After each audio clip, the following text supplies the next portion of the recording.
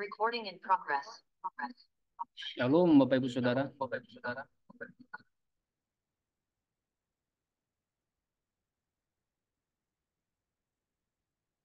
Ada beberapa langkah sederhana menafsirkan teks Alkitab. Saya sebut langkah sederhana karena ada langkah yang lebih kompleks sebenarnya.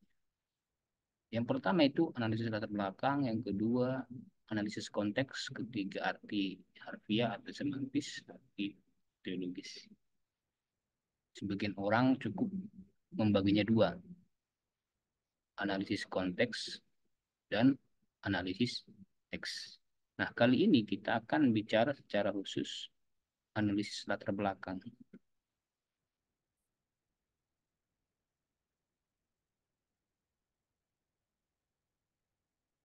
Apa yang dimaksud analisis latar belakang adalah berkaitan dengan fakta sejarah. Apa yang melatar belakangi peristiwa yang tertulis dalam teks. Ada beberapa informasi yang penting dipelajari, entah itu soal geografi, entah itu soal waktu, agama, politik, tentang ekonomi, budaya, dan lainnya. Kita sebagai pembaca Alkitab yang dengan sendirinya akan menafsir, perlu meneliti apa yang terjadi dalam teks yang kita bahas itu. Di mana peristiwa terjadi, kapan peristiwa terjadi, mengapa terjadi, siapa yang dibicarakan, bagaimana kehidupan agama, bagaimana sistem politik, bagaimana budaya masyarakat zaman itu. Sekalipun tentu saja mungkin tidak selalu dibicarakan dalam teks-teks tertentu. Tapi soal kitab, kita minimal harus mengerti analisis latar belakang ini. Nah, jadi yang saya maksudkan di sini adalah analisis latar belakang kitab. Nanti kita akan bedakan dia dengan analisis latar belakang teks. Karena kita perlu mempelajari soal ini, berarti kita perlu alat bantu. Kita penuntun hidup berkelimpahan. Saudara mungkin juga pernah tahu soal alat bantu ini. Kita penuntun hidup berkelimpahan. Saya akan tampilkan contoh penggunaan Alkitab penuntun hidup berkelimpahan. Ya, saya akan pakai handphone saudara ya. Perhatikan, saya akan tunjukkan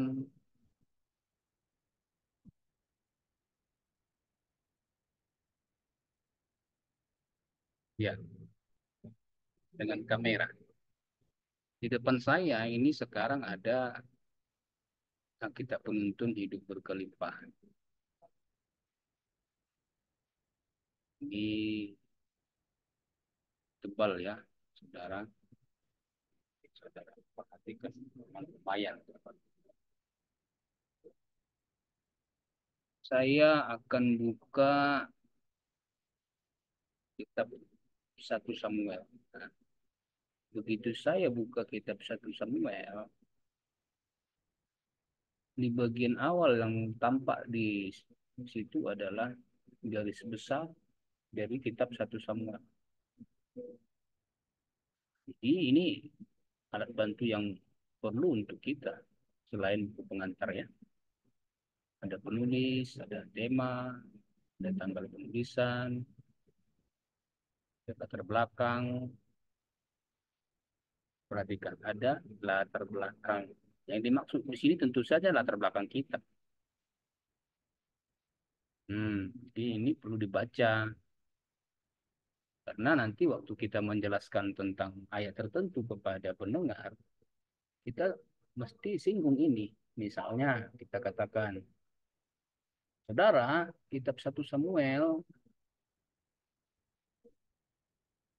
ditulis oleh siapa misalnya. Nanti saudara di sini kan tidak diketahui penulisnya. Bisa bandingkan nanti dengan alat bantu lain siapa penulisnya.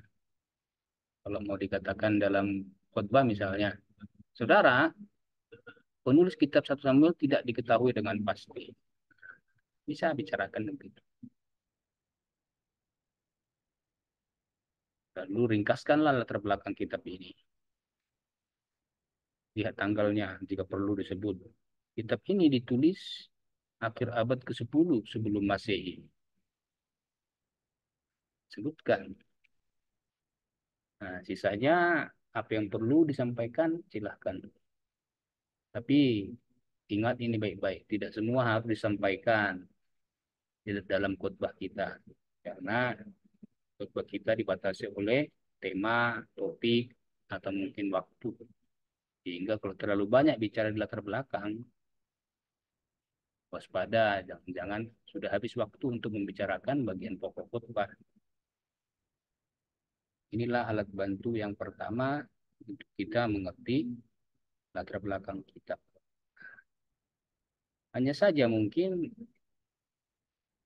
kesulitannya adalah buku ini tidak bisa kita bawa kemana-mana.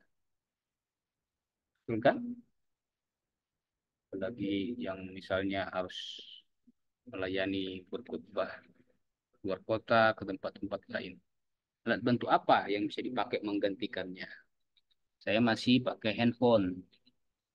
Saudara di handphone saudara harus memiliki yang baris ketiga ya.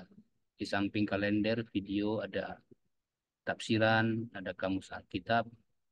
Lalu di bawah kamus Alkitab ada Alkipedia. Perhatikan saudara.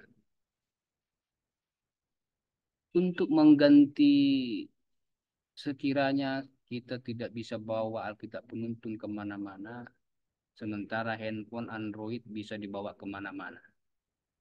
Nah, saudara bisa pakai yang Alkipedia baris keempat,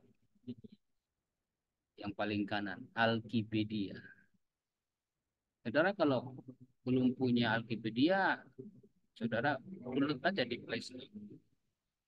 Play Store kan dicari aplikasi. Ketikkan di situ Alkipedia. Alkipedia. Ada yang warna merah itu Alkitab offline, di bawahnya Alkitabpedia yang warna biru. Nah, di handphone saya sudah terinstall, makanya dia langsung tulisan terinstall. Buka. Oke, di itu aplikasi silahkan di-download. Penting sebagai bahan mempelajari latar belakang kitab. Nah, saya bukalah Alkipedia. Tadi yang kita mau pelajari itu adalah kitab 1 Samuel. Jadi ini ada beberapa kitab. Nah, kalau kita pakai ini berarti ya kitab kita 66 kitab. 1 Samuel. Nah, perhatikan begitu saya klik 1 Samuel, langsung muncul bagian intro. Statistiknya, berapa pasal, berapa ayat, berapa kata. Penulisnya tidak diketahui. Jadi perhatikan ini kalimat sama persis seperti Alkitab menuntun. Di PL Ibrani 1 dan 2 sama menurut satu kitab. Ini persis. Jadi ini pengganti Alkitab penuntun yang versi cetak. Saudara harus punya yang Alkipedia di Android. Temanya apa, waktunya kapan. Ini bahan kita untuk mempelajari latar belakang kita. Ingat ya, latar belakang kita. Apa yang perlu kita pelajari di situ. Nah, garis besarnya ada pasal berapa yang mau kita bicarakan, yang mau kita bahas, yang mau kita susun. Periksa dulu garis besar ini. Nanti dengan mempelajari latar belakang kitab dan garis besarnya, akan lebih mudah kita menyusun nanti konteks, termasuk menyusun isi ringkas teks dan lain-lainnya. Perhatikan. Nah, ada ciri utama dan sebagainya. Oke, inilah video kali ini. Bagaimana menganalisis latar belakang kitab. Saudara yang pertama bisa pakai kitab penuntun versi cetak. Kalau tidak ada, Dan pakai cara yang kedua, pakailah aplikasi Alkipedia di Android. Kiranya memberkati kita sekalian. Puji Tuhan.